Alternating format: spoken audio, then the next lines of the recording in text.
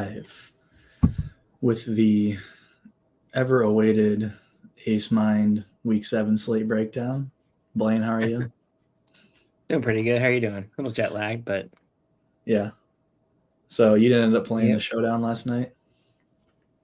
I put a couple lineups in for fun on FanDuel. I can't play on Nice. DraftKings in Oregon. Yeah, right. I ended up playing and actually ended up doing pretty well. I Really? played, yeah, I played the $3 uh, contest on DK, and I think near halftime I had an unduped lineup in like fourth place, but didn't go that my way. Did pretty well honestly up until the last drive of the Saints where they scored, and that bumped me down a bit, but still a green night Uh, overall. So that's pretty good for that kind of game. yeah, I Yeah. mean, on a slate like that and a game like that, I'm just like, I'll take whatever I can get. Yeah. Have you looked at week 7 much yet? I have. I Yeah. have. I've been Nice. running some sims, checking some stuff out. Yeah, I man. noticed that the very best lineup I simmed was Aiden O'Connell with Trey Tucker and No, Brock Bowers. So no, no, we can't do that. there's so many good games on this slate, and the freaking Raiders stack is the one that pops up. Unbelievable. I know. Well, do you want to jump into the different game environments we got going here and chat about them? Yeah. Yep. All right, let's just go descending game total, kind of like we normally do, and that puts us with the Panthers and the Commanders up first. Two teams who do not have a great defense, and then we have one offense that's really concentrated in the Panthers between Deontay Johnson, Chuba Hubbard, and then the other team, which is sharing the ball between like four running backs if you count Jaden Daniels and four receivers. But nonetheless, a good game total, pretty widespread. What are you seeing from the Panthers and the Commanders? Yeah, I mean, this is a pretty obvious game to stack. 51.5 total. No surprise at all. We've seen how good the Commanders' offense has been all year long. And with Dalton at quarterback, the Panthers have been able to score a little bit. And the Commanders can't stop anybody.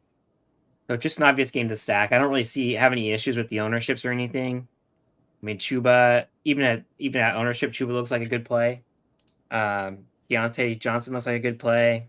I don't know. There's just not much. I don't really have like any strong takes here. I guess Leggett at 1% is somewhat interesting.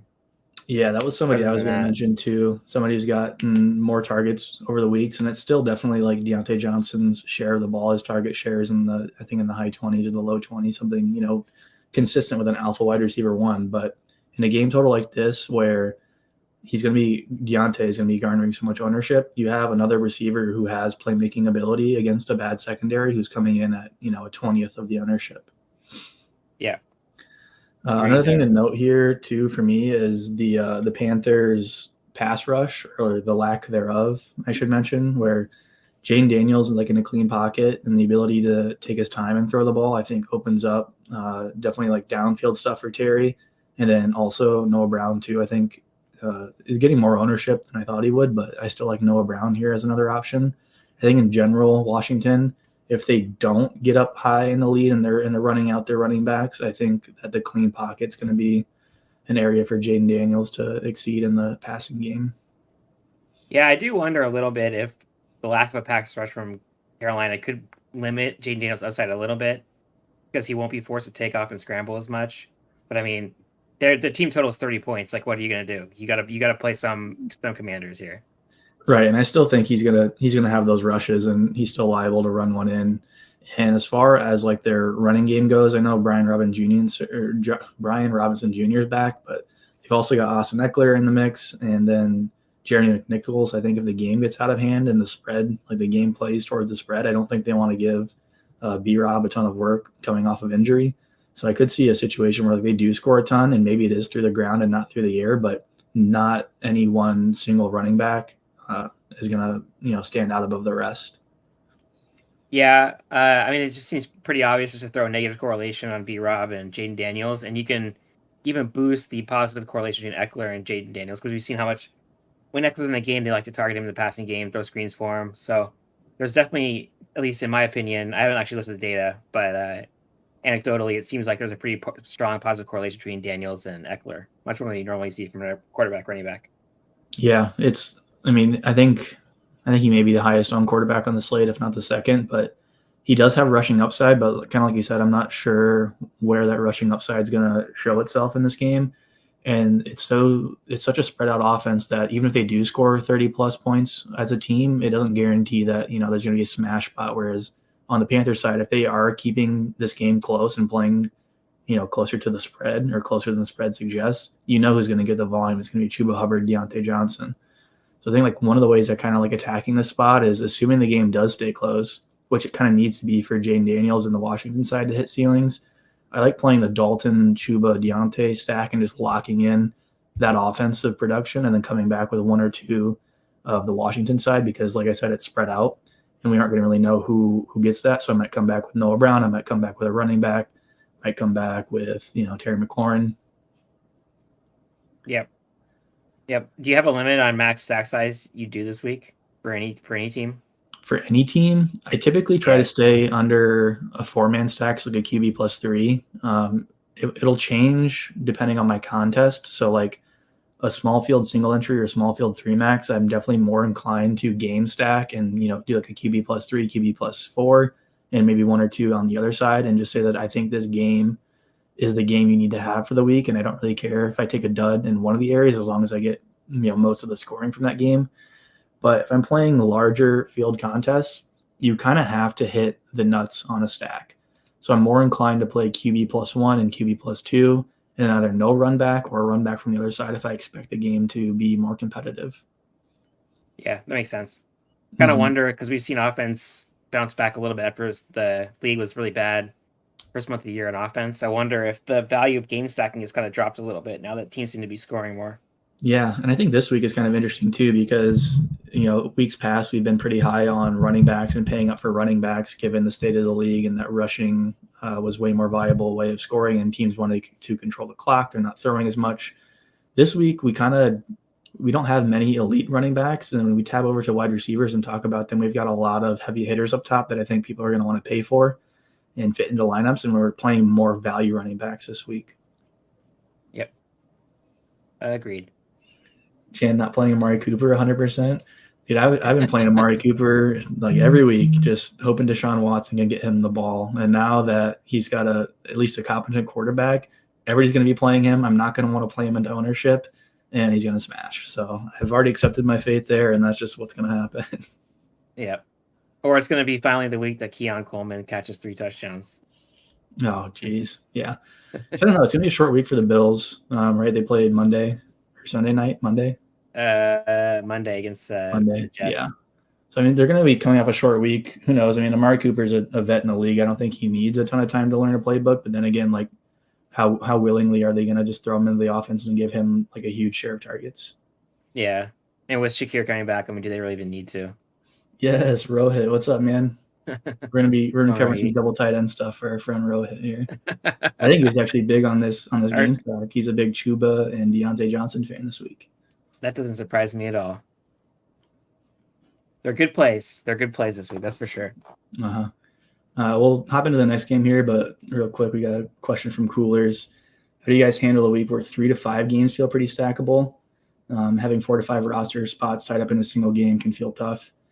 Yeah, so like I forget which week it was, but there was a week where there was really only like 2 or 3 viable GPP games, and the rest were kind of bad. So it was pretty easy to make roster constructions around those games. And then this week we've got a ton of totals in the 40s, high 40s, low 50s, and a lot of them have pretty good spreads. How do you handle this sort of environment where there's so many different good plays from so many different teams? Are you going heavier on stacks? Are you going lighter on stacks and mixing and matching? Yeah, that's what I was asking you earlier. I'm probably going to be limiting how many players I get from each game, just in the post processing, and try not to go too crazy on game stacks. Earlier in the year, I was stacking a lot more of these games just because you just needed to find the one game that popped off, and because nobody else was scoring. Now I feel like there's a way more viable plays. It's just I don't know. It's just easier, I think, to mix and match. Yeah, I'm with you there. So we'll get into that when we build some lineups, but limiting your stack count with quarterback is a way to do that where you aren't game stacking as much and you're getting more pieces from other games. The next highest game total is a game I think a lot of people are going to be playing, a lot of ownership coming this way, and that's the Seahawks at Falcons game. 51 total, field goal spread. We have got a lot of options here between two teams. Yep. Both defenses still pretty beat up, I believe. Is Tariq Woolen back for the Seahawks? I don't think he is. So, and Byron Murphy, I'm not sure if he's playing either. So yeah, I don't have any injury notes on my run sheet, but I also don't look a ton at defensive injuries unless it's like super big. Like when we get to the Lions game, we'll talk about Aiden Hutchinson. But yeah, I mean, in general, the Seahawks are passing at the highest rate in the league. They're throwing the ball 1 billion times a game. The Falcons are a team that are kind of allowing you to throw short passes and making you drive down the field as opposed to gashing them with a big play. So, I mean, this game sets up pretty well on both sides for the passing game, more so for the run game. On the Atlanta side, I would say the Seahawks have been – I don't think they've had a single game with, less than like 120 or 130 rushing yards allowed to an opponent. So that sets up pretty well for Bijan and Tyler Algier. The question is, who do you play out of the two? Flip a coin, decide.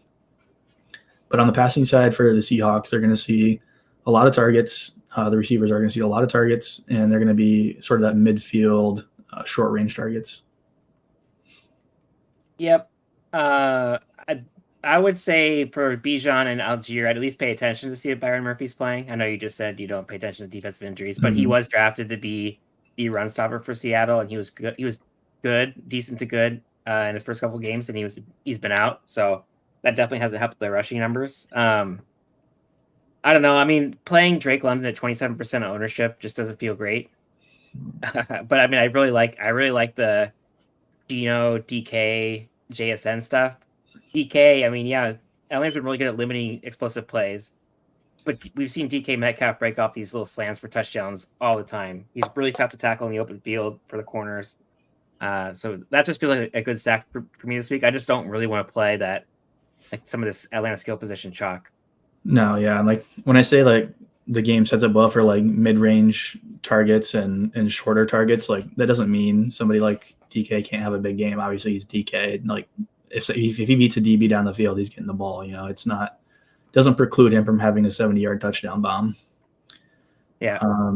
So one thing to note too is on the Seattle side is the pass down work for Kenneth Walker. He's got let's see here, 21 receptions and a 14.5% target share so far this season, which is not negligible against the Falcons. So I don't even hate running like a Geno plus Kenneth plus one of JSN or DK and running it like that and getting one projected volume on the ground and a bit of pass work, and then hoping that he catches a passing touchdown.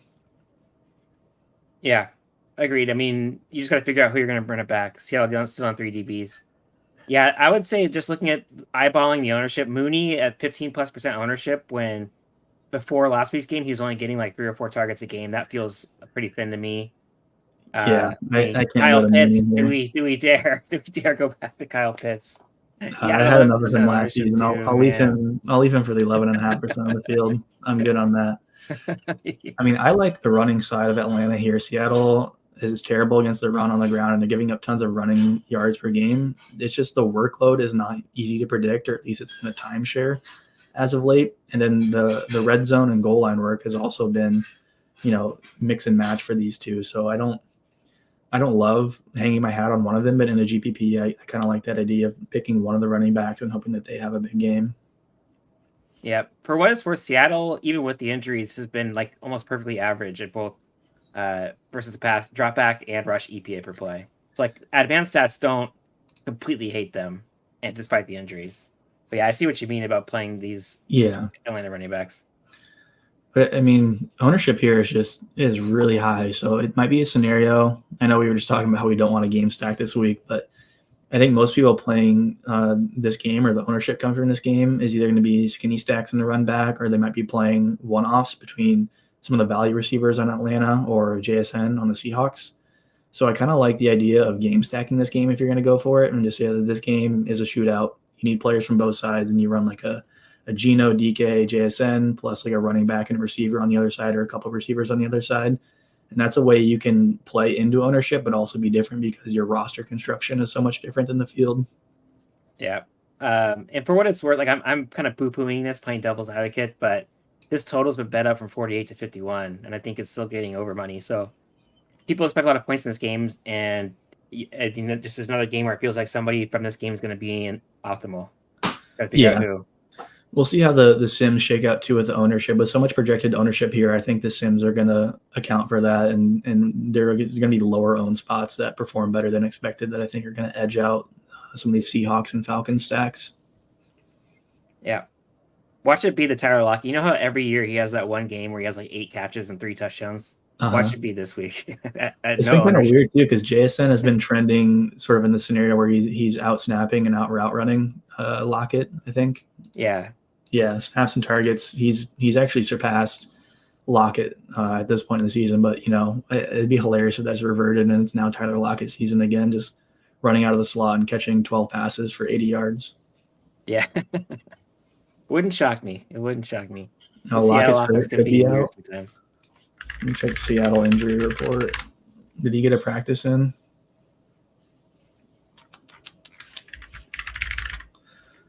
Full participant. So, I mean, dealing with an injury, but full participant on Friday's practice, today's practice. So it's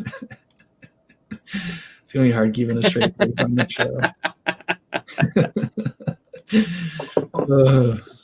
And on that bombshell, let's go into one of my favorite environments this week, and I think an environment a lot of people are going to like, but people aren't going to be playing it, I think, the same way I will, and I'm not sure if it's due to pricing or roster construction or what, but that is the Lions at Vikings. The Vikings coming off a bye, having time to prepare for Jared Goff, who we just saw destroy the Cowboys, but who has not destroyed the Cowboys this week. Brian Flores' defense, number 1 in the league by a couple metrics for sure. Just creating so much pressure and challenges for quarterbacks. They're hard to predict where the pressure is coming from on defense. Do we see sort of a regression here on the Detroit side as far as scoring goes? I mean, yes, probably. I really like this game a lot, like on both sides. No Hutchinson, obviously, for Detroit. We haven't really seen this Vikings offense be pushed. It feels so weird to say this about Sam Darnold, but we just haven't seen them be pushed to where he needs to be throwing the ball a lot. And this definitely feels like a spot where both teams should be able to score. And I mean, at some point, how many times have we played Justin Jefferson this year, and he's got off to a great start, and then the Vikings have blown somebody out, and then he doesn't get any more touches or targets. So I don't know. This feels like the game that they might get pushed. We might see the big blow up Justin Jefferson game, and I'm gonna be playing. I'm gonna be playing all sides of this for both teams. I really like Amon-Ra at 1/3 the ownership of Justin Jefferson. We have not seen him have a huge breakout game yet this year. I don't think that I can recall. He hasn't had a big game, and that feels like that's coming. And he pairs well with Aaron Jones in the game script where Minnesota gets a lead. Detroit trying to come back. We've seen that Goff will force feed Amon-Ra in those situations. So I like him at very low ownership compared to Jefferson. Yeah, and in years past too, Amon-Ra's had big games against the Vikings. Obviously, like a divisional matchup plays into that, but he's had like over 100 in a touchdown in the last year's games that he played against the Vikings. So ownership definitely favors him there. I like Jefferson and Amon-Ra. I'm going to be over the field on both of them. Yeah. Like you said about Sam Darnold and the Vikings not having to pass really in the second half of games, the Lions have sort of followed the same script in a lot of games too, where they get a big lead going into half, and then they're just not as aggressive through the second half. So, I mean, it's going to be a weird dynamic where both of these teams have really good defenses and have not really had to press at all this year. And now this game, it's going to be a tight spread, and it's really anybody's game. And we're going to see, I think, a lot more production on both sides of the ball because they're going to be forced to play all 4 quarters. Yeah, and the ownership on Detroit is so low in general because people don't want to be playing into the running back committee. And Detroit's PROE has been pretty low, relatively speaking, because of they've had all these leads and they like to run the ball. But any situation where they fall behind, it just seems like this is a good spot to be on the skill position players. I mean, Jahmyr Gibbs at 4% owned when if they're behind by like 14, they're going to be throwing the ball. He's going to be on the field a lot. That feels really good. Yeah, I was just about to say I'm the world's biggest David Montgomery drum beater, but I do like Jahmyr Gibbs over him this week, just given the pass catching work and the suggested game script of them playing from behind at the Viking Stadium. Yeah. If you were to rank, so the 3 games we talked about, these are like the 3. Well, there's maybe four obvious game stacks. How would you rank the 3 that we talked about? We'll say like if you're going to run 3 players from any one of these games, how would you rank them? So in a vacuum, I would say this game. The only issue is the pricing in this game. So we have two of the most expensive receivers in this game, Justin Jefferson and Amon-Ra. And then you also have Jahmyr Gibbs nearing 7K, Aaron Jones at 6.5. That's a lot of salary to soak up. But that being said, there's real potential for them all to score 35 points in this game. Like salary included and salary considered, I'd probably say the Panthers game, just because you can get Sam Darnold, Chuba Hubbard, and Deontay for way cheaper than you can get this game, and it's still a good game scenario. And the offense is so concentrated that you can still get a spike performance if this game, doesn't play to expectations. But I think from just like a raw standpoint of ceiling, not considering price, it's got to be this game. So you'd go this game 1, and then which would you go Commanders 2? Commanders game 2? Yeah, I'd say Commanders too, Yeah. just because I think you can get different there with ownership. Whereas like playing a game stack from the Seattle Falcons game, it's not a spot I love to begin with. It feels like a letdown spot, and then the field being there as well just makes it a bit harder for me to want to get there with any sort of exposure. Yeah, I kind of feel the same way ranking them, and that makes me wonder if maybe that Seattle game is going a little over. Ownership on that game is maybe going a little over projected. People will see, maybe people will blanch it, like they'll see some of that ownership. Yeah, I wanted to check in on Hawkins, and so he got a limited practice in Friday, still questionable for the game. I doubt he's playing if he only got limited practice in on Friday, so that'll concentrate the Viking side a bit more. I do kind of like Addison or Naylor as like a flyer on the Viking side at lower ownership than Justin Jefferson. Like you play a stack with Laporta, Amon-Ra, Goff, and maybe another high-price running back, and you don't have the salary to jam in Jefferson, you can definitely get to like Addison or Jalen Naylor there on that side. Yeah, agreed. Addison, Biletnikoff winner, Jordan Addison. He is an elite talent himself, so no Yeah. problem going there. And I believe on DraftKings, never mind. I was going to say the highest Darnold stack on DraftKings was Darnold Addison, but that's the second highest. The highest was a Darnold, Justin Jefferson, and Johnny Munt stack. With Amon-Ra coming back. Yep. Good stuff. Anything else from this game? I'm going to check my notes. I mean, we touched on it briefly, but yeah, no Aiden Hutchinson here. So it's going to be a little bit less pressure for go ahead. Yep. No, I was just going to say this was why I said 3 or 4, because depending on how you feel about this Houston game. Yeah, I love this Houston game. I think we'll get to it here pretty soon, but might even be the next one up. It is the next one up as far as total goes. I love this game. I've been loving to play Jordan Love with Jaden Reed for the past few weeks, and it's all turned out really great. And now they're playing at home against a team where they can pass the ball a ton on, and there's just so many options to choose from. Yeah, and Texans are completely beat up on defense, so another team that are missing a ton of people. So Azeez Al-Shaair is out, Kamari Lassiter's out, and Jimmy Ward is out. Yeah, I did just have because they were important key injuries to me, but I did have defensive injury notes on this with Jimmy Ward and Kamari Lassiter. Yep, and they're both confirmed out. So the Texans do get Joe Mixon back, which I think is interesting as far as the way they like to play football, and that's establishing the run early. And if they can lean on time of possession and controlling the clock, they will, which sort of opens up. I think Mixon has a pretty good role in this game already in terms of projected work and projected matchup. But that does sort of leave the door open for Jordan Love to throw the ball coming back on the other side. Yeah, real quick, Jeff. Yeah, I do think like David Montgomery in less than 1% owned, or right around 1%. It is definitely in play that they could just run the ball all over Minnesota. But the Vikings defense has been so good so far this year that actually, what are they on EPA? Let me check that. Where I talk about how good they've been. Yeah, they've been number 1 on EPA per play and by far the best against the pass. So I mean, if Detroit's gonna have a lot of success, it feels like it would come on the ground. Yeah, so, yeah. I mean, there's an argument. I love playing the Detroit running game, and I love playing David Montgomery. That's just Every time I played imagine a why. quarterback into the Vikings defense, it's never gone well. And in the offense in general, it tends to struggle because they can't just get the ball down the field at all.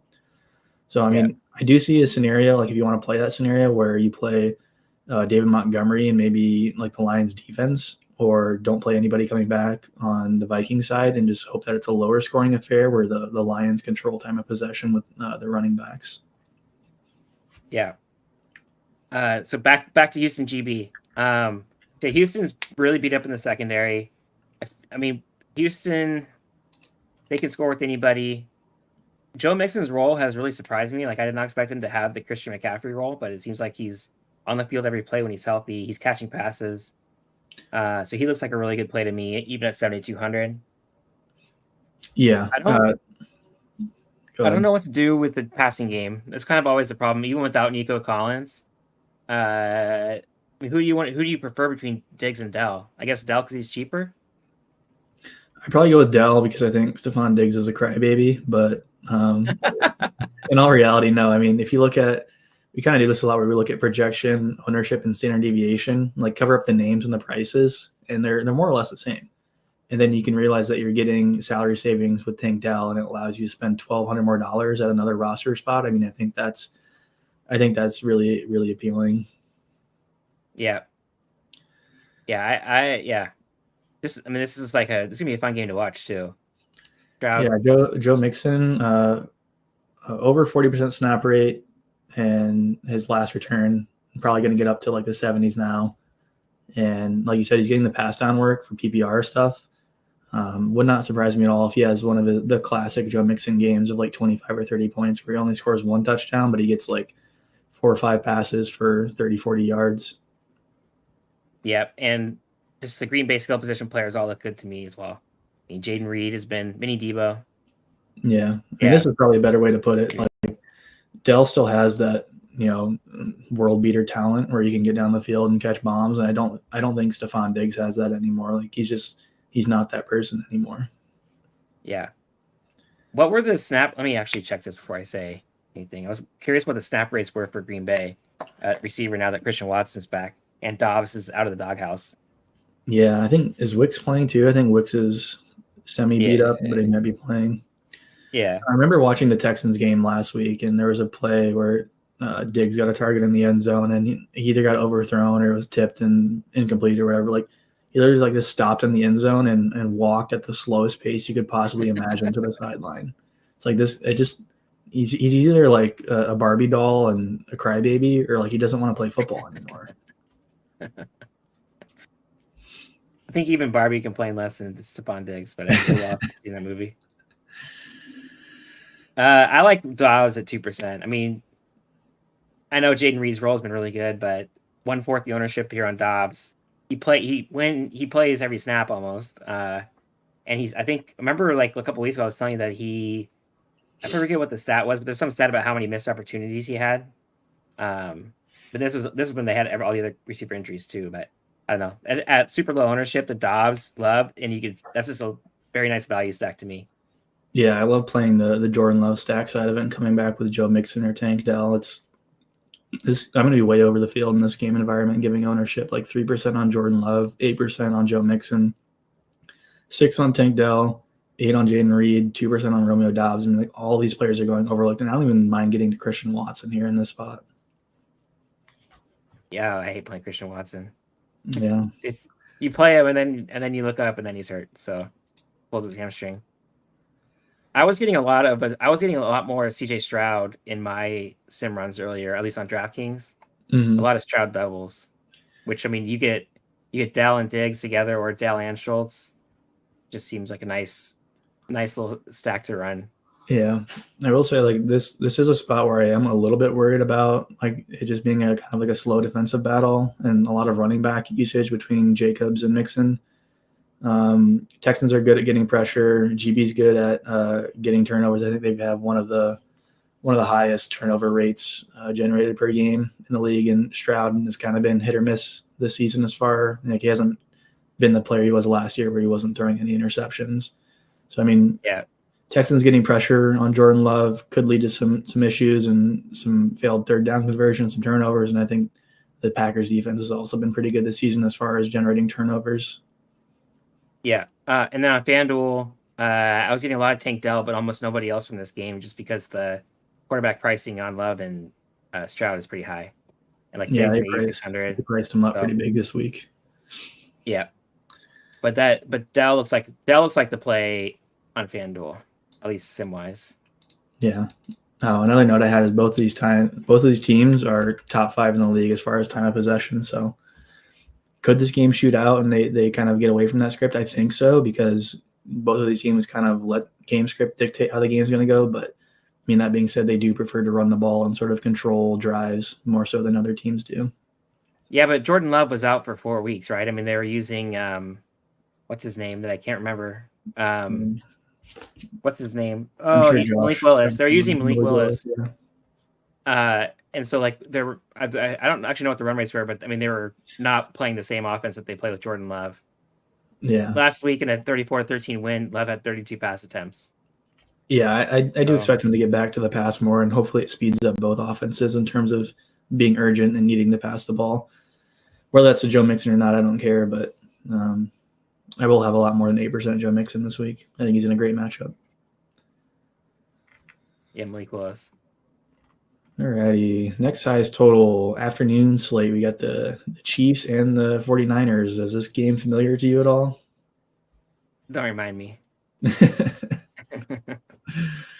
Another tight spread they're here. blitzing. Just throw the hot route, dude. He's wide open over the middle. We win the Super Bowl. But anyway, couple differences on the team compared to the last time these two met. The KC receiving core has sort of been whittled away, and we're down to the likes. I shouldn't say this about Xavier Worthy. I like Xavier Worthy. He's a good player, but the next person behind him is Juju Smith-Schuster, or the corpse of Juju Smith-Schuster, and then running back they've got Kareem Hunt. So, I mean, what are we expecting in terms of this game, how it's going to play, and then what sort of key pieces do you see coming out of it? Well, Juju's a PPR machine now that Rashee Rice is out. Yeah, he assumed that Rashee Rice role. So, I mean, at 4,000, I'm probably gonna have him in a lot of lineups just because the total and the spread's good here, and he's projected for a good workload. Yeah. I mean, just the ownership is the only question. He is like the everybody's kind of chalk cheap piece this week on DraftKings. Yeah, coming at a very light 28% ownership. Yeah, what could possibly go wrong? Yeah. On the Niners side of the ball, obviously, a lot like the Packers, we've got Kittle, Ayuk, Mason, and Debo all expected to play. I'm not really sure if I want to lean into sort of stacking this game, or if I do, I'm not sure how to attack it, just because the salary is really high here. And of course you can save with Juju, but Mahomes and Purdy both relatively expensive. And then you got Kelsey, Debo, Mason, Kittle, and Ayuk all above 6. Yeah. This game just feels underfull to me, Like the Chiefs at least have been a top 3 defense all year long. Niners have been around like a top 10 defense. You can still score on the Niners, as teams have done this year, but there's still a lot of talent on defense. And it just feels like both offenses want to control the clock. And if either one gets a lead, they really want to control the clock. We've seen the Chiefs with the lead in the second half just sit on the ball. So I don't see the outs for this game becoming a huge shootout like some of the earlier games we were talking about. Yeah, I mean, like you said, both defenses top 10 DVOA, and also both teams like bottom in the league in red zone efficiency. So failing to convert at the goal line, really big for both of these teams. Then also their defense has been good. Yeah, and both coaches are more than happy to kick field goals in the red zone. Absolutely, yeah. So, I mean, this is true too. Like at 4K on DraftKings, Juju is almost a lock for having a score that won't kill you. Then if he just falls into the end zone or breaks a big pass, like if you don't have him, you're probably drawing dead. But it's also like such a disgusting click at 30% ownership. Yeah, I wonder how many, like if you were to look at the combinations from the stacks earlier, like the expensive Viking stack or the expensive Commander stack, I wonder what percentage of those lineups, what the Juju ownership would be in those lineups specifically. Yeah, it is interesting. I'm assuming that's the one player you go to fit in Amon-Ra, Justin Jefferson, and Darnold or whatever. Yeah, and there's some value still out there elsewhere, like on like on the Raiders maybe, but maybe some on the Rams too. But it's not really a spot where like value is abundant on this slate. Yep. Any other notes on here? No, I mean for me it was Both tight ends are obviously playable for what it's worth. I mean, yeah. Kittle and Kelsey both have blow up potential. Kelsey looked like he was back to the PPR style role he had before Rashee Rice became Rashee Rice. So I don't know. I mean, I feel better about taking one-offs from this game than I do stacking it. I guess would be my general consensus. Yeah, I like that aspect of it. Yeah. Although for what it's worth, Mahomes has like dominated the Niners his entire career. So maybe he has maybe a Mahomes Kelsey stack wins people tournaments. Yeah, maybe week 7 is the week a Mahomes stack is actually viable. That 1% ownership. Yeah. That sounds about right. This is the first time they've been an underdog this year, right? It wouldn't shock me. I think so. He's been lights out as an underdog too in his career. So, yep. Yeah, gonna be a great game. Gonna be hard to watch for Jung, but what can you do? Sorting here got a little messed up because you have two teams with 43.5 total. So let's look at the Raiders Rams first. Get my sorting in order. Okay, so Kyren Williams obviously going to be a popular pick this week, going up against as a big favorite at home against the Raiders secondary. He's got tremendous workload in this offense, one of the best roles in the league, if not the best at this point in time. But the Rams do get Cooper Kupp back this week. Is that confirmed? Yeah, I think it's confirmed. I don't know if they're going to thrust him back into the Cooper Kupp role, but I don't see why they would bring him back now if he wasn't sort of ready to go. I mean, at this point, if he's not 100%, why are you trying to bring him back against a game against the Raiders? Like you're going to win the game. There's no reason to bring him back if he's not fully healthy. Yeah, it looks like McVay said he's still questionable, and they play the Vikings on Thursday, so a short week for them. So they may, I could see them just not playing him and then bring him back for the Thursday night game. Yeah, that makes sense too. I can see that too. And like honestly, like if the game plays out how everybody expects it to play and they get up early, they're not going to be throwing the ball to Cooper Kupp a whole lot. They're just going to run the ball with Kyren Williams and maybe dink and dunk to Colby Parkinson. But Cooper back does cut more into that Jordan Whittington role as opposed to the Tutu Atwell role. That's what I was going to ask you. If you think Whittington is the one that gets squeezed. Yeah, I think Whittington is the one who suffers the most with Kupp coming back. I think Tutu still plays his traditional role. I don't think he's really affected at all. But Whittington, like I don't see him getting, unless, like we said, with Cooper Kupp being limited and they don't play him a lot, I could see Whittington coming back on the field and playing that role. But assuming Kupp plays a full role and he plays the whole game, it's Whittington that's getting hurt the most. Yeah, I could see Demarcus Robinson too being the one that gets limited. I mean, McVay at least it seems like McVay likes scheming up looks for Whittington. So maybe if his snap share is down, maybe his targets remain somewhat similar until Kupp is a full go. But I mean, it's all kind of dependent on his Kupp status, really. Like this passing game, if Kupp's out, passing game is kind of viable as value options here. But if Kupp comes back, I don't know how much you want to be getting into the Whittingtons and Parkinsons of the world. Yeah, I mean, this game in general, we've got two defenses that are near stone last in the league in DVOA, so it's not like it's a matchup that's going to turn me away from any one of these guys. Yeah. But Aiden O'Connell was simming really well earlier, which maybe my model is broken. I think our draft group's still broken. We got Devontae Adams here on the Raiders. I just noticed that. Yeah, he's still on the Raiders on DraftKings as well. We just have to check him. Yeah. Interesting. On FanDuel, he's on the Jets, but on DraftKings, he's on the Raiders still. All right. Well, yeah, if you're playing DraftKings, don't play Devontae Adams this week. Yeah, I think O'Connell lineups were simming well just because he's so cheap. You could fit in all these skill position players in great spots. But, I mean, it doesn't seem like Jacoby Myers is going to play either. No, I guess you stack him with Bowers. I mean, Trey Tucker feels just gross to click on. Right, that's got to be a pricing thing, right? Where Aiden O'Connell's under 5K. Their leading receiver, quote unquote, is Brock Bowers at 58, and then you can jam in a bunch of high price guys around him. Yeah, I think that's the thought. At least that's what the Sims were showing. But I mean, it just doesn't feel like a fun click. No, Trey Tucker with no Jacoby Myers and no Devontae Adams. at like 1/4 the ownership of Juju Smith-Schuster, you could talk me into that at 4,200. But again, doesn't feel like a fun click.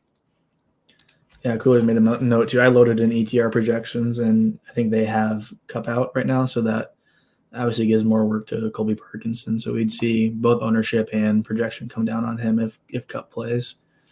Yeah. On the Brock And Bowers Whittington as well. note, he gets a fantastic matchup against the Rams. Like, one, their defense sucks, but they're also dead last in the league against tight ends, DVOA. So he's already eaten the season. His role is elite. He's got the highest, snap share or target share on the team.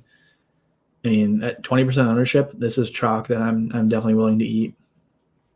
Yeah, I don't have much of an opinion either way. Ending up with around 20% feels right to me if I'm playing 150. I mean, he was just a beast in college, and everything he did in college looked like it was going to translate to the NFL, and it has so far. So he looks like he's just going to be an elite tight end for a long time in fantasy. Don't have a problem with playing him at ownership. It's fine. I mean, I'm not. All I'm going to be doing really is checking to make sure I don't have like 60% or something in my builds. Yeah. And then outside the cheapo stacks, like you were mentioning with Aiden O'Connell, this game to me is more of a secondary stack, or 2-off scenario where you play like Kyron plus Bowers, or Cup plus Bowers, one of those pairings, and then that's like your upside to this game is production goes through them. You get most of the yardage and scoring, and then your main stack is something else. Scroll down one. What is the 7.8 getting? Oh, Rams defense. Rams defense is chalk for 12% ownership. 12%. Yeah. Gross. Yeah. I will not be playing 12% of the Rams. Yeah. I'm gonna hope Aiden O'Connell does something decent. Last in the league for many metrics, and people are wanting to play the Rams. I get it, but also I won't be there. Yeah, they're 31st in EPA per play, right ahead of Jacksonville, and way worse than Carolina and Washington for reference. Oof. Yeah, not jumping at the opportunity to play the Rams defense here. Yeah, and I think they are second worst against the run, for what it's worth. If you want to play some Alexander Madison, go with God, or whatever running back you want to play from the Raiders, I guess. Yeah, I mean, fuck it, throw in Zamir White. Yeah. The other 43.5 game total, I believe, was this one. Dolphins and the Colts. Dolphins coming off the one a bye. I wanted to talk about. Yeah, it's interesting. A few weeks ago, I mentioned there would be a week where there would be a buy low opportunity on Tyreek Hill, and is at 7,300 against the Colts coming off a bye. Is it now time? Yeah, lemons beat me to the punch. Oh wait, no pun intended. Yeah, I just think A-Chain and Tyreek Hill at sub 10% ownership here, and it really like sub 5% for both of them right now. This Colts defense has been beat up. I mean, I think Bigsby had 2 touchdowns and 130 yards rushing against them, and A-Chain off a bye, his concussion, hopefully no symptoms there. I don't know. It just seems like an absolute smash for me at 3%. I'm going to be way over the field on him.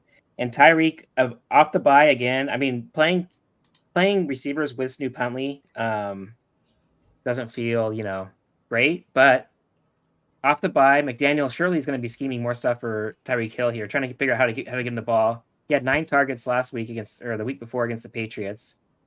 So, I mean, the upside is just always there, and he's the number. Where was he going in fantasy drafts? He's like the 3rd overall pick. Yeah, second or third. So, and we're getting him at 1% ownership against this Colts defense. I mean, I'll play that all day long and hope that all he has to do is break one slant and he's gone, or the screen pass or anything, and you're looking great. So Tyreek and A-Chain for me, and of course Waddle at 5,300, super cheap for where we've seen him before. He has the same potential, not the same potential as Tyreek, but he could also just catch a deep pass and be optimal. So I don't mind getting there either. Yeah, if the Dolphins can't show up here and get A-Chan and Tyreek the ball and look good, I think McDaniels is cooked. Coming off a bye against the Colts, you have to go out and perform. And to your point, like Tyreek Hill had an opportunity against the Pats last week to put up a good score, and I think he either dropped the ball or was overthrown to him or underthrown. It's Tyler Huntley. So, but to that point, he's 7,300, one of the highest ceilings of any receiver on the slate, and he's coming in with absolutely zero ownership. Yeah. Yep, I love that play. FK brings up a good point with Pittman with the DMP. Seems like he's trending towards out. I don't really love playing these Colts pass catchers with Richardson in anyway. He's just Richardson is just like a so boomer bust as a quarterback. I'd rather just kind of roll the dice with Alec Pierce, who's super cheap compared to Pittman or Downs. Downs is kind of a no play for me at his price with no Flacco. Yeah, I think this game in general for me, I honestly like pairing one of the Dolphins pieces, either Achane or Hill. I don't think I'll get to Waddle or any other like Mostert or any of the ancillary pieces, but I like playing Waddle and or Tyreek Hill with the Dolphins defense because I don't think Anthony Richardson's going to go out there and look good. The Colts have struggled tremendously with him, and the Dolphins defense has actually been fairly good this season. And I think he's going to give the Colts a hard time. So pairing him with Achane, I think is a good play. Yeah, they're still missing both edge rushers, Chubb and Phillips, the Dolphins. So a little knock on them. But Richardson, I mean, he'll give the ball up. So yeah, I don't hate that at all. Yeah. I'll definitely be over 0.5% of the field with Tyreek Hill. I'm not smashing him in every lineup or betting on a Dolphins, smash spot here, but Achane and Hill and the Dolphins defense are all players that I'm going to be over the field on this week. Yep. I don't know the exact percentage I'll get to. If I were playing 20 lineups, I'd be so tempted just to make a rule for one of each, or at least one in each lineup. Just hope you get the nuts Dolphins. I could see it being a Millie stack winner this week. I wouldn't be shocked. Yeah. What do we got under this? We're starting to get into some of the more fun games of the week, if you will. Yeah. There's that one. Okay, they're all below that, so we'll click on it manually here.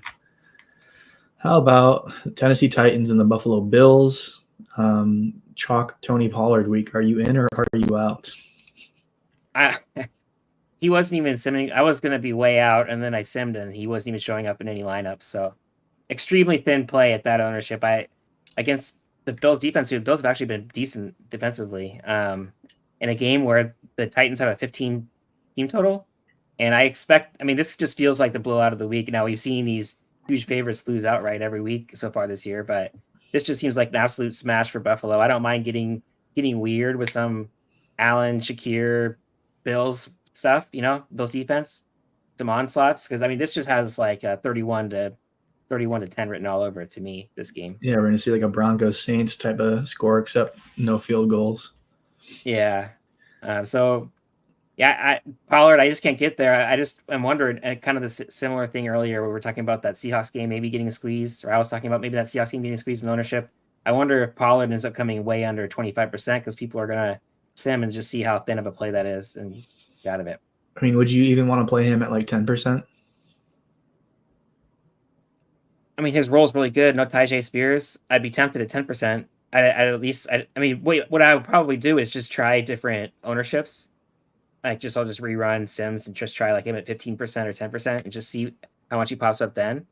But $6,300 and the role he has, if they're going to score any points, it's going to be either with the one big play, but the Bills are elite at stopping explosive plays. So it just feels like if they're going to score, it's going to be because Pollard has a good game on the ground. So from that perspective, yeah, at 10% ownership, I like it, but not at 25%.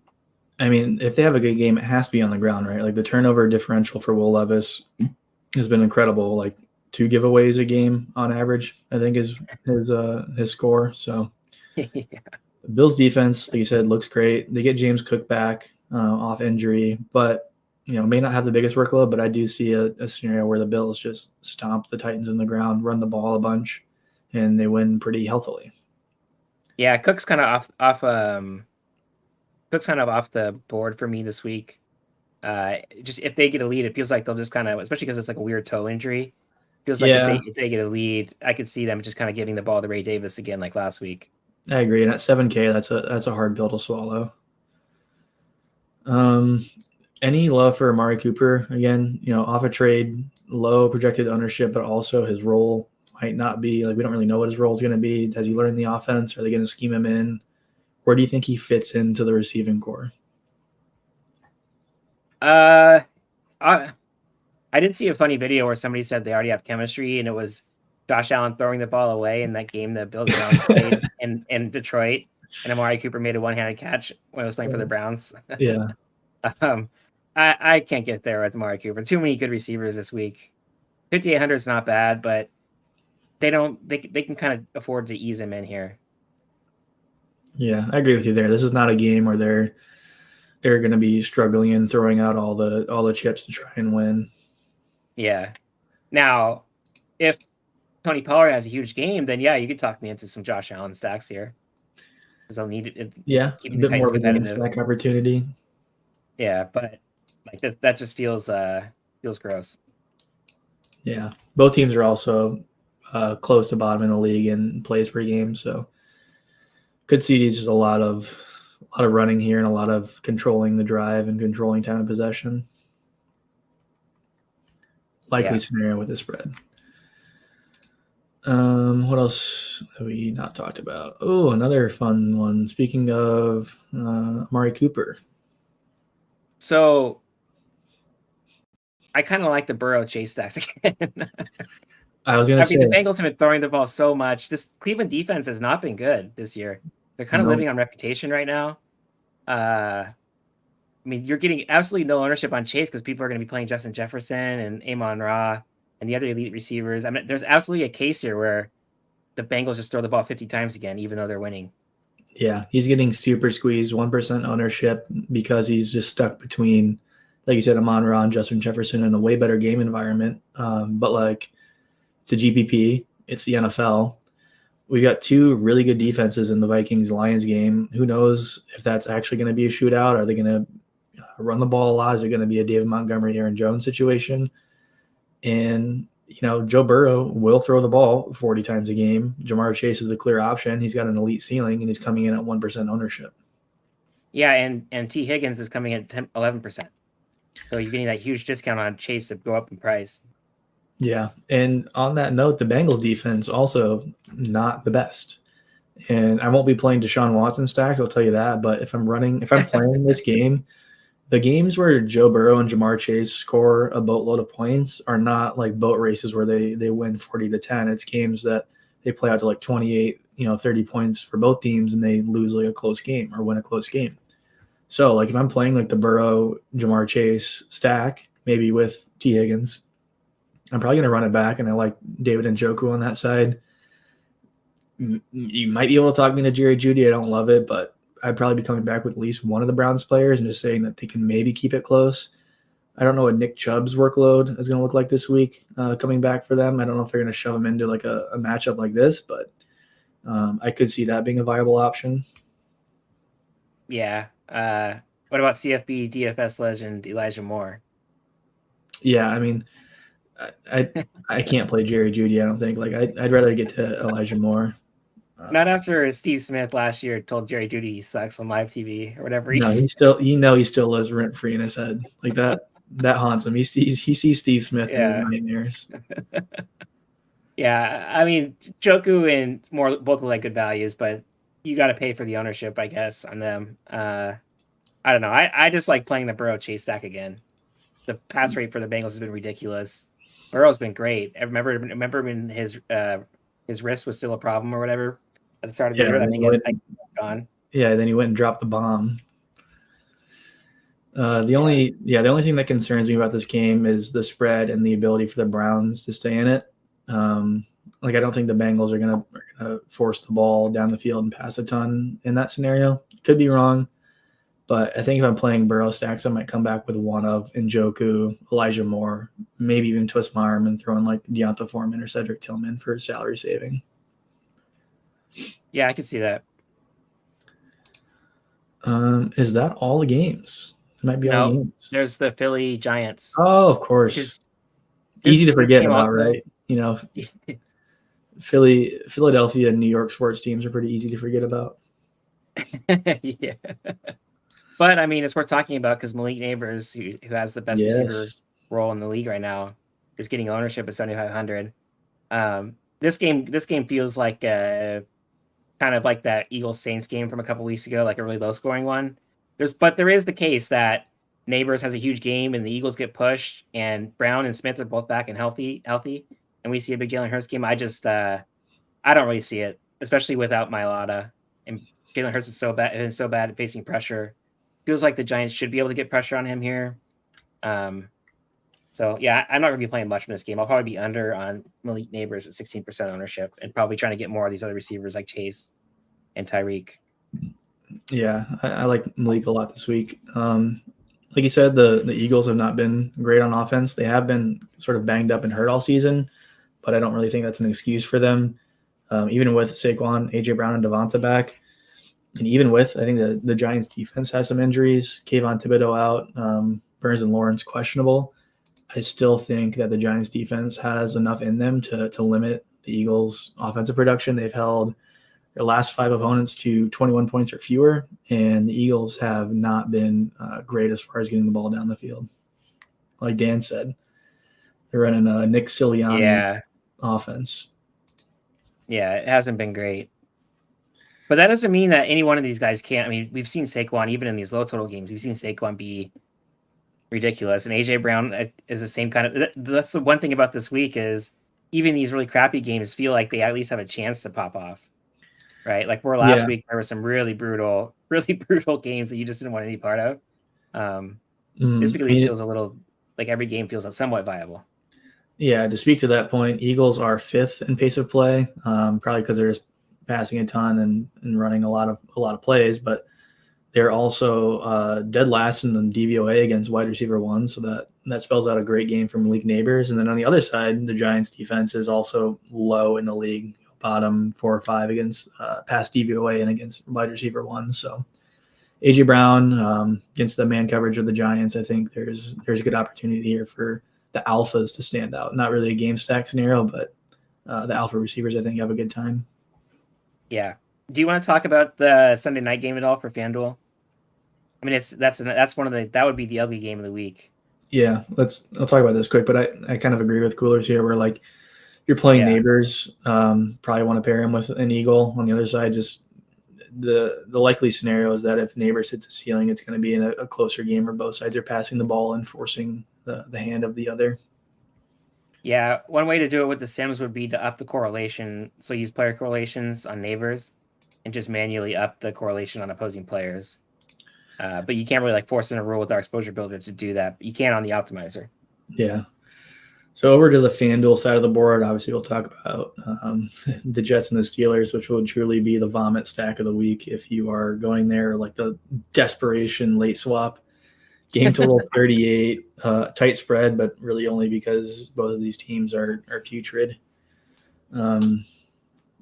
If you were playing on FanDuel, I mean, I'm playing on FanDuel this week.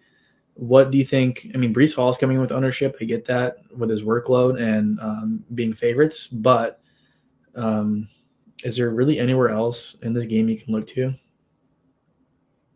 Freaking Najee Harris again. I'm sure he's going to sim well again. I don't want to play it, but no. I like Jets defense even at that price on FanDuel. Low ownership here. Russell Wilson hasn't played in like 2 years. You have no idea what kind of shape he's going to be in. Jets defense is still elite. They should be able to get pressure on him here. I like that at like no ownership, even on the road. Yeah. I wonder how many people are going to be playing like the Rodgers-Adams correlation or relationship stuff. Yeah, that feels like narrative street, right? Yeah, it's 100% narrative street. Obviously, they have good chemistry together and good history together, but that was a while ago. And this is not a game where the Jets are going to need to be pressing the ball down the field a whole lot. I think this is going to be a defensive, absolute, run between the tackles type of game.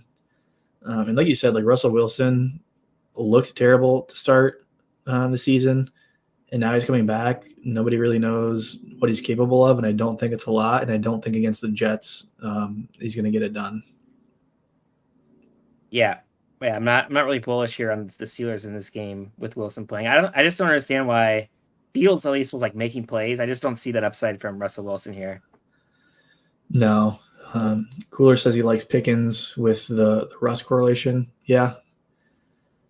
I mean, if you're really desperate on a late swap or you're playing the Sunday Showdown for some reason and want sort of like a contrarian build, you could go to like the Pickens captain with Russ, maybe even pair him with like Breece Hall and the Jets defense on the other side. But I don't think I'll be getting her a whole lot outside of like maybe Breece in the defense unless I'm late swapping and need to get like super off the board. Yeah, I don't really love Breece Hall at 16% ownership on FanDuel. I mean, I'll probably be a little under that.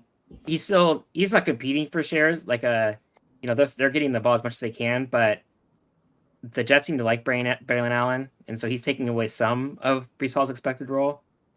And so I don't know. At 7,600, I'd rather just play some of these other players from the earlier games. Yeah, at lower ownership. I'm with you there too. I like that. Braylon Allen, honestly, a pretty good flyer in showdowns.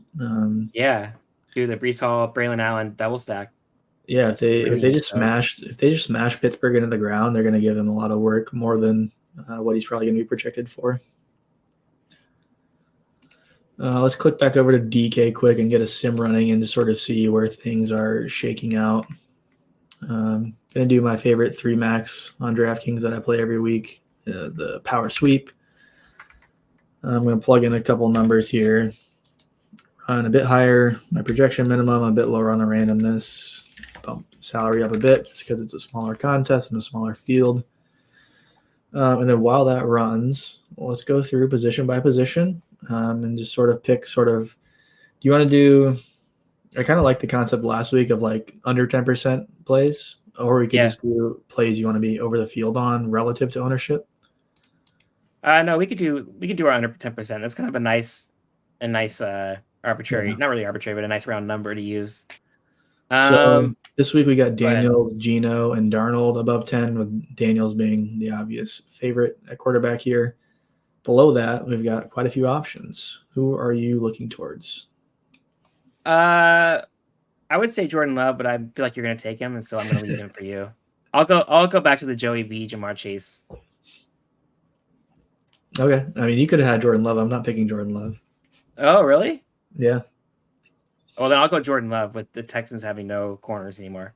All right, cool. I like that. I'll be playing a lot of Jordan Love this week too. But my pick this week is Jared Goff at under 2% ownership in a game that everybody wants to play the Vikings side of. So Justin Jefferson coming in with way more ownership than Amon-Ra, and also Sam Darnold coming in with way more ownership than Jared Goff. I know the Vikings defense is good. I've been burnt by playing quarterbacks against them in the past, and they're off a bye week, which is terribly scary, but the Lions offense is productive. And I think that given the ownership disparity between the two, I think I like getting to the Goff side more and running it back with one of Aaron Jones or Justin Jefferson rather than stacking the Vikings and coming back with one of the Lions. Okay. Yeah, I can see that. Running back, we have got Aaron Jones, Chuba Hubbard, Bijan, Kyron, Pollard, Walker, all these players above 10. So we've got starting at Kareem Hunt at 8% down. Who are we looking towards here? I'm trying to decide how I want to do this. I'll go A-Chain here. I'll pick a Dolphin. We saw Tank Bigsby, like I said, decimate this Colts defense. A-Chain, he has the highest upside of almost any running back in the league every week if he can stay healthy for an entire game and break a couple runs off. So I like him, almost no ownership. Yeah. I'll kind of do a 1A, 1B here. I like Jahmyr Gibbs in the same vein. He's got great pass down role and pairs well with Goff, so I like him a lot at more than 3.5% ownership. It's funny that we got this comment about screw the 10% roll as Bijan Day this Sunday. My initial pick was going to be Tyler Algier. It feels like a week. I like it. Yeah, it feels like a week where the Falcons are going to be able to run the ball against the Seahawks. And every time Bijan is super high owned and Tyler Algier is not, it's a scenario where Tyler Algier gets all the goal line work, the red zone work, and scores 3 touchdowns. And everybody's upset that they played Bijan, not remembering that he's burned everybody in the past. Yeah, I could definitely see the Algier troll week. Yeah. Special shout out to Joe Mixon, by the way, here at 7% ownership. I kind of like that. Joey Mixon too. Great spot. Works really well in those love stacks. Tight end. Oh, this is going to suck under 10% because all the good players are going to be owned. Tight end, we've got. Actually, maybe not. There's no way. Okay, they're all No. under 10. I thought Brock Bowers or like Colby Parkinson were going to be super high owned. I mean, for me, it's got to be Brock Bowers here. Yeah, I thought Browers was like projected for like 19% ownership. Didn't we just see that? Am I crazy? I thought so too. Like, maybe my stuff reset, but yeah, I thought. Oh, this was with my Thursday projections. Okay, yeah. Okay. I think. Okay, yeah. Okay, yeah. I expect Browers to be more owned than that, than 10%. We'll say that, and same with Joku. Yeah, and Njoku. But I mean, I'm okay playing chalk at tight end. There's not many good options at all. Like if Tucker Kraft comes in under 10%, that'd probably be my pick. But maybe Dalton Schultz. But I mean, I'm totally fine playing into Njoku, Parkinson, Bowers this week, even Kelsey and Kittle. Yeah, it's not a primetime game though for Kittle, so he probably won't. You gotta save him for the primetime games. Yeah, I'm with you there. Wide receiver, we have got tons of Drake London love this week. And scrolling down the board, we get to Jaden Reed as our next player, sub 10. A lot of good players here. I mean, this is why I'm like, I don't want to play into some of this ownership on some of these other guys because, like, look at all. I mean, there's so many elite receivers in this like 5 to 10% ownership range. Yeah. Even below that, like we were talking earlier, we have Tyreek Hill at 0 ownership. But I'll take. I already took Tyreek Hill, so I'll take Jamar Chase for 1% ownership. I like that. Good upside. Gives you leverage around the other guys too. Like the nice thing about playing him over both Jefferson and Amon-Ra is if that game does not shoot out and play to people's expectation, that kills both of those receivers. It's not like they're in separate game environments where one can succeed and one's not. They're both high owned and in the same game environment, which increases the likelihood that if the game doesn't score well, they're both going to be non-optimal. Yeah, and we've seen Minnesota beat up on good teams already this year, right? I mean, the game against the Texans, for example, was not competitive. Game against the Niners. It's absolutely, yeah, exactly. So there's absolutely a scenario where you only get 3/4 from the Lions starters here, and Amon-Ra and Jefferson don't hit their ceilings. Yep. I like that shot a lot. I'm going to go to somebody from the Carolina and Washington game, and that player is going to be Xavier Legette as a GPP play. Obviously does not have the same role Deontay Johnson does, but he's athletic, he's young, and in a game where they're playing from behind most likely, they're going to have to throw the ball a ton, and he's coming in at 3% ownership with a super high ceiling. I could see a scenario where you play him on your Dalton stacks with Deontay Johnson and they both score well, or it's Xavier Legette scoring touchdowns, long touchdowns, and Deontay Johnson's more getting the yardage work in between the sticks.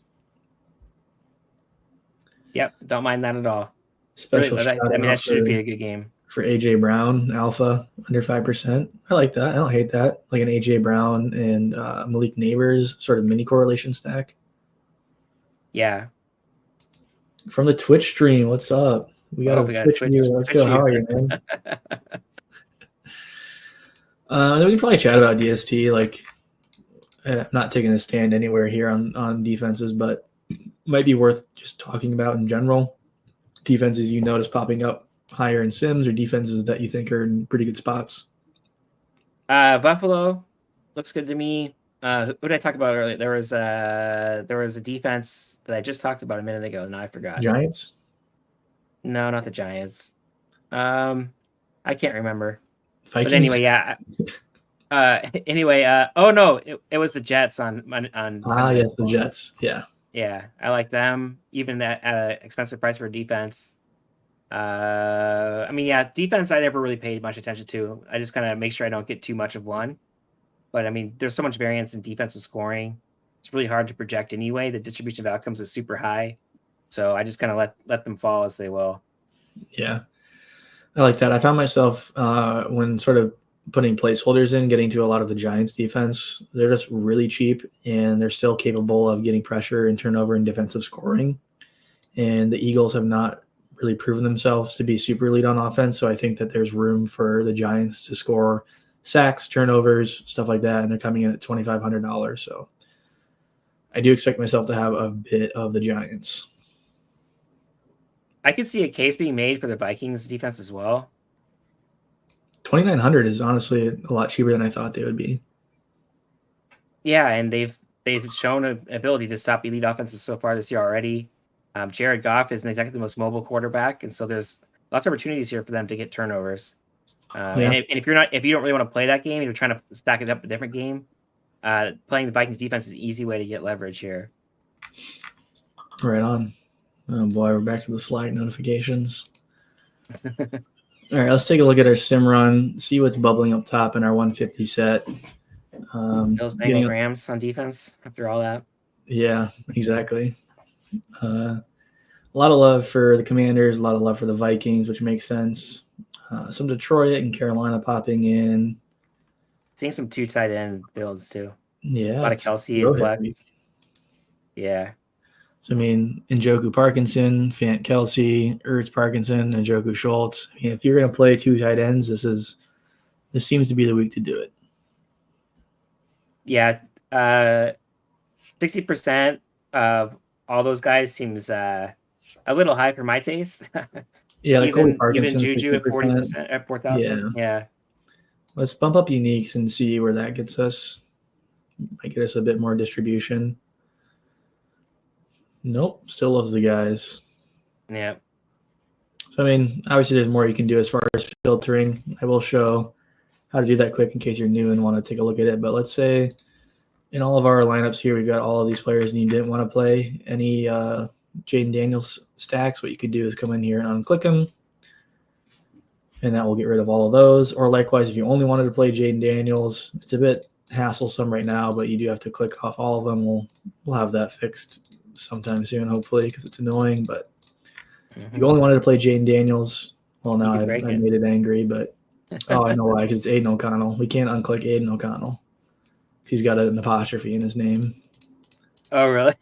Yeah, it throws off the sequel code. Oh, it terminates the sequel Escape quote. characters. Yeah. So let's do that. This is a good example too. Like, obviously Aiden O'Connell's not really showing up in here, but if you do want to filter, make sure you leave Aiden O'Connell in, and if for some reason he pops up, you can go over here and set the trash can on him and apply him to 0. And that's how you do that. DST wise, yeah, I'm kind of curious. We need to get by column exposures here, because I do want to see, like, out of all these, I expected to get a bit more Giants. Maybe the projection's a bit lower on them, but like even Eagles defense popping up, kind of odd. How much neighbors are we getting? 5%. We're gonna want to bump those up. Those are rookie numbers.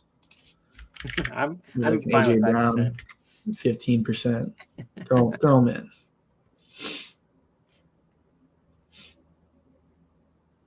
Now it's like I can't find any good lineups. You keep forcing this crappy game. Yeah, it's like I want you to throw them all in there.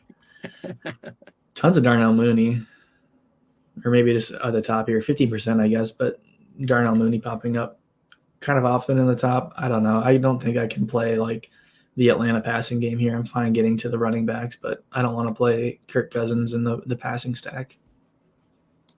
Yeah. I wonder if this 2 tight end thing is partially because you're simming a smaller contest. I was simming the 27,000 entry Millie Maker, and I wasn't getting very many of those, but I feel like it's definitely got to be an aspect of that. Yeah. That makes sense to me. Any other final notes before we get out of here? No, I'm going to have a projections update maybe tonight, because ownership looked really funny to me, but definitely tomorrow after we get the final practice injury reports before Sunday. So like tomorrow afternoon Pacific time, I'll have a projections update, and then I'll also update get lineups for everybody who wants to use it. Okay. Yeah, sounds good. Thank you guys for tuning in. If you're new here, head on over to our site. That's AceMind.io, where you can sign up for the tools you saw us demo.